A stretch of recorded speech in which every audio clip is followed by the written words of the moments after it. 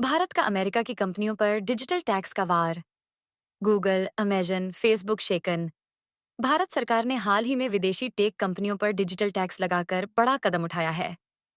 ये फैसला Google, Amazon, Facebook जैसी अमेरिकी कंपनियों के लिए किसी झटके से कम नहीं है। भारत ने साफ कर दिया है कि अगर कोई कंपनी यहाँ के मार्केट से अरबों रुपये की कमाई करती है, तो उसे टैक्स भी यहीं देना होगा। यह कदम न केवल भारतीय डिजिटल अर्थव्यवस्था को मजबूती देगा, बल्कि दुनिया की टैक्स पॉलिसी को भी नया दिशा देगा। डिजिटल टैक्स क्या है? डिजिटल टैक्स का मतलब है ऑनलाइन बिजनेस से होने वाली कमाई पर लगाया गया टैक्स।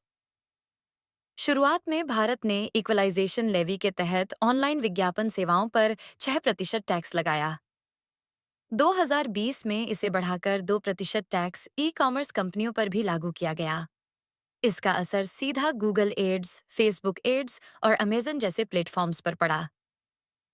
क्यों जरूरी था डिजिटल टैक्स? एक राजस्व का नुकसान रोकना। भारत दुनिया का सबसे बड़ा इंटरनेट मार्केट बन चुका है। यहाँ से अमेरिकी कंपनियां अरबों कमा रही थीं, लेकिन टैक्स के नाम पर भारत को बहुत कम फायदा हो रहा था। तो भारतीय कंपनियों को बराबरी फ्लिपकार्ट, पेटीएम, मिंत्रा जैसी भारतीय कंपनियां टैक्स चुकाती थीं, लेकिन विदेशी कंपनियां बच निकलती थीं। डिजिटल टैक्स से अब सबके लिए नियम समान होंगे। 3. आत्मनिर्भर भारत को मजबूती। सरकार चाहती है कि डिजिटल इकोनॉमी से होने वाली कमाई का एक हिस्सा देश के विकास में लगे। यही कारण है कि डिजिटल टैक्स को मजबूती से लागू किया गया। गूगल, अमेजन और फेसबुक पर असर। गूगल गूगल गूगल की सबसे बड़ी कमाई विज्ञापनों से होती है। अब उसे भारत में अपने एड रेवेन्यू पर टैक्स देना पड़ रहा है। इसका असर विज्ञापन की कीमतों और यूजर्स पर भी पड़ सकता है।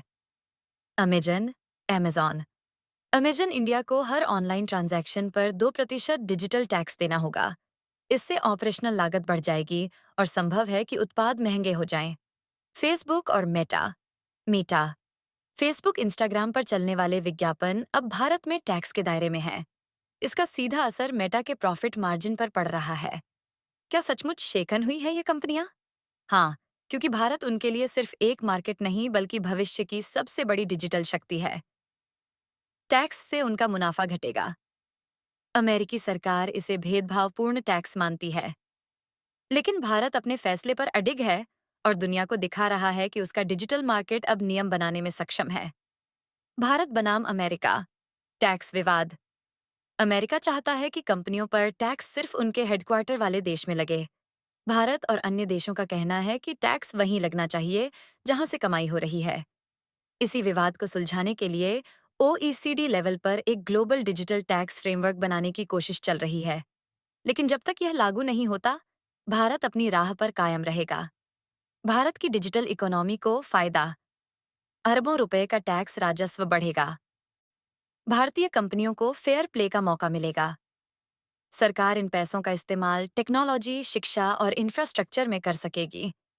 हाँ, यह भी सच है कि कंपनियां टैक्स का बोझ ग्राहकों पर डाल सकती हैं, जिससे विज्ञापन, सब्सक्रिप्शन और प्रोडक्ट महंगे हो सकते हैं। भविष्य की तस्वीर। फ्रांस, इटली और ब्रिटेन पहले ही डिजिटल टैक्स लागू कर चुके हैं। आने वाले समय में और देश भी ऐसा कर सकते हैं। भारत की डिजिटल इकोनॉमी 2025 तक $1 ट्रिलियन तक पहुंचने की उम्मीद है। इसलिए यह टैक्स भारत को आर्थिक रूप से और मजबूत बनाएगा। निष्कर्ष। भारत का अमेरिका की कंपनियों पर डिजिटल टैक्स लगाना सिर्फ टैक्स पॉलिसी नहीं, बल्कि आर्थिक स्वतंत्रता का संकेत है। गूगल, अमेजन, फेसबुक जैसी कंपनियों को अब भारतीय नियमों के तहत काम करना होगा। यह कदम भारत को न सिर्फ आर्थिक रूप से फायदा देगा, बल्कि दुनिया को यह संदेश भी देगा कि भारत अब सिर्फ उपभोक्ता बाजार नहीं, बल्कि वैश्विक डिजिटल पावर है।